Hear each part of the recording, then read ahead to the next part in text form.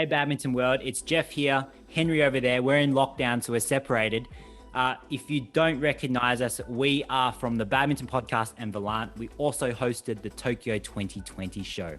So we're badminton players. If you haven't heard of us before, we love badminton and we talk all things badminton. Today, we are talking about the 2021 Sudirman Cup being held in Finland. Henry, thoughts? 2021 Sudirman Cup. Going to be an interesting one. A lot of great countries going in. 2017, we had Korea beating China 3-2. 2019, we had China beating Japan 3-0. Of course, the community knows us from the Tokyo 2020, where there were just so many high caliber players. But this time, it feels like there's a few missing. But I guess before we run through that, let's check out which teams are playing. So we'll just show that on screen now. So yeah, Jeff, there's quite a few players that aren't going to be there. Who are the big names that are missing? Yeah, so let's just take it alphabetically. We'll start off with Canada.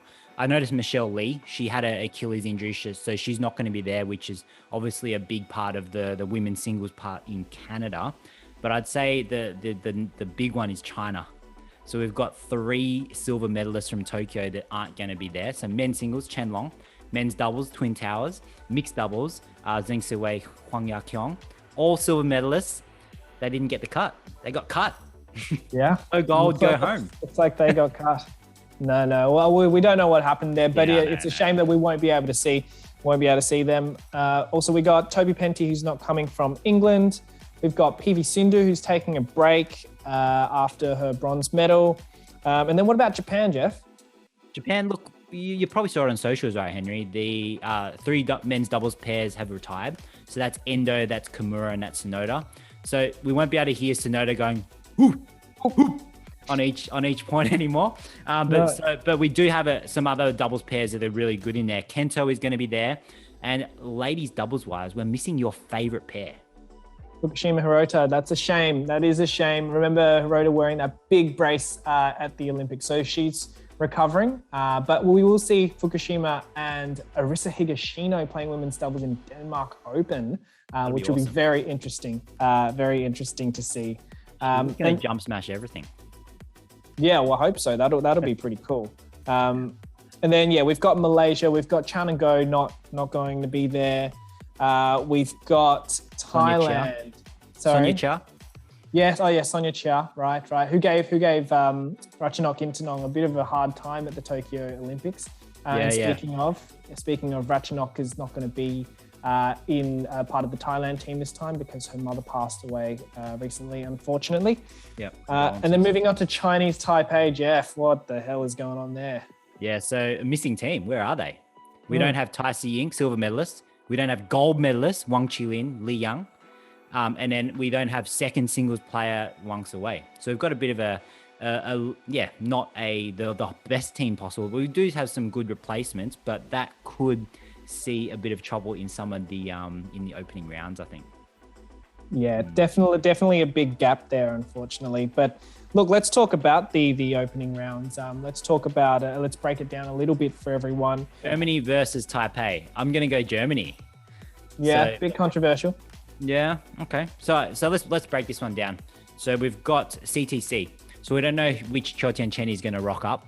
He had a really hard match against Brian Yang in the Olympics, but I think Kai Schaefer or Max from Germany. They're both strong. They could win that match, but let's just say CTC will win. So that's one love.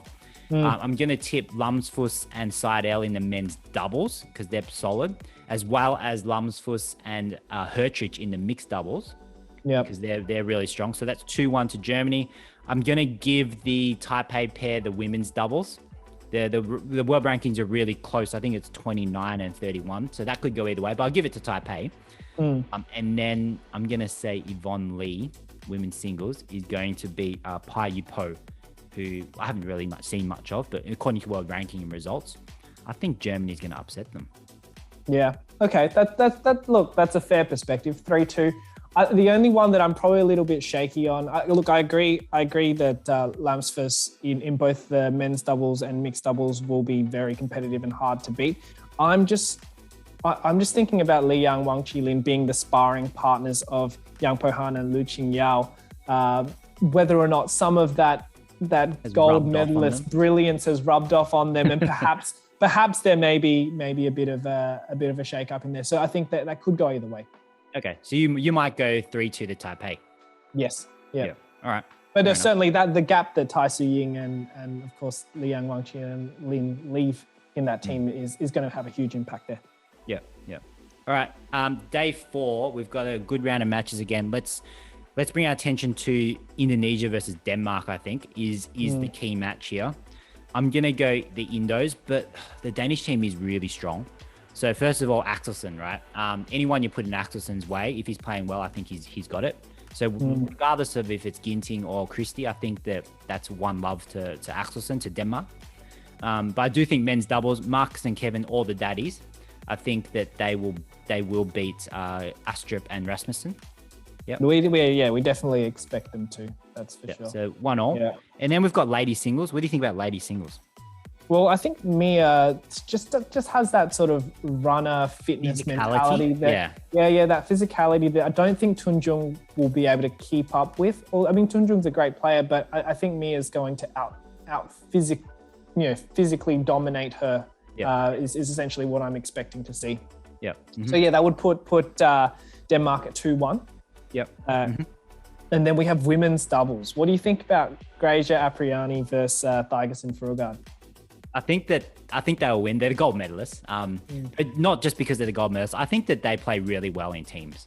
I think the team environment for Indonesia is very strong, and I think that they will take that. Even though we did see Thygesen and Frugaard beat the Korean pair at the Olympics, but then they also lost to the Australian pair. So I'm going to go with the Indos. And then I guess the last one is the mixed doubles. We've got Boyer and Christensen versus Praveen and Melati.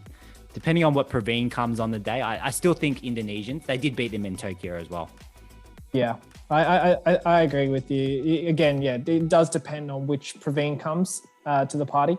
But looking historically or more recently, that they do have the mental edge going into the match. Yeah. Okay.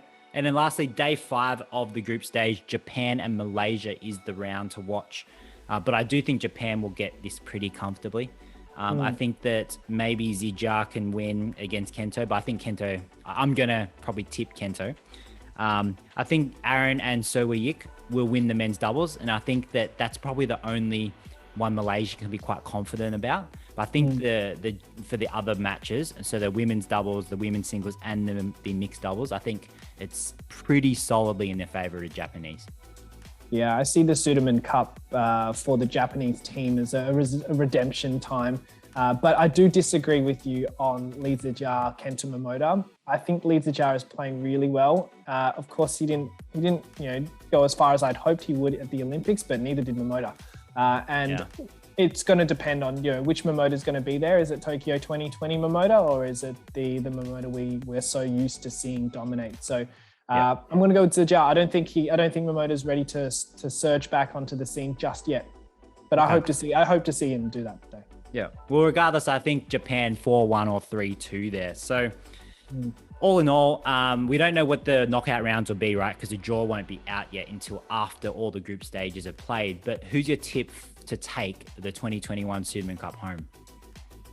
You disagree with me, I know, but even though I just said it depends on which promoter rocks up to the Sudirman Cup, I'm going to say Japan. I think that the level of depth that the Japanese team has and their, I guess, fighting spirit after the Tokyo 2020 show, I hope that they actually perform really well. So I've tipped them. I know I didn't claim Momota as coming back, but I do think that they have the depth in their team, and their Achilles heel is the same as China. It's their men's doubles pair, so I think they're fairly even grounds going into a potential final with them. I'm going to go China. I think the depth is really good, and the men's doubles, they don't have the top pair, like you said, for Japan. But I think in all the other areas, I think China is probably just a little bit better or a little bit more favorite in all the other disciplines. So I'm going to go China taking the 2021 Sudirman Cup. Yeah, look, that's pretty fair. I think going into the Olympics, we were pretty similar, like thinking that, what would China come out doing? And they just outperformed. They dominated.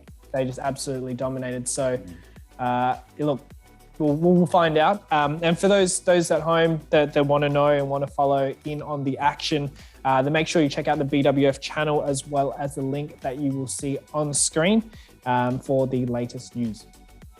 Awesome. So just to sum up, I'm Jeff. That's Henry over there from the Badminton podcast, Volant. We're stoked to give you this update on who we think is going to win the Sudirman Cup, and we'll see you on the next video. See ya. Bye.